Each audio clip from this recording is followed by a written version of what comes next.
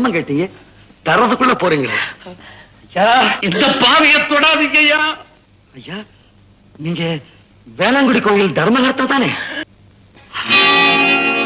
ஐயா, உங்களுக்கா இந்த நிலைமை? இன்னைக்கு கோயில் திருப்படியில கொள்ளையடிச்சு கோவில்ல தெய்வத்தை காக்க வச்சு, இன்னைக்கு கோயில் வாசல்ல பிச்சைக்காக என்ன காக்க வச்சுட்டோம். கவலைப்படாதீங்க, மனம் திருந்தவங்களை மன்னிக்கிறதா மருதமலை கருணை.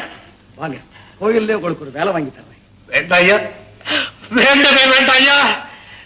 கடவுளுடைய சொத்துல கை வச்சா அவனுடைய நிலைமை கடைசி காலத்துல இப்படித்தான் இருக்கும். என்ன பார்த்து இந்த உலகம் பூரா உணர்ந்துக்கணும். அதுக்காக கடைசி வரைக்கும் இந்த தண்டனை அனுபவிச்சு தான் தீரணும். இந்த தண்டனை அனுபவிச்சு தான் தீரணும்.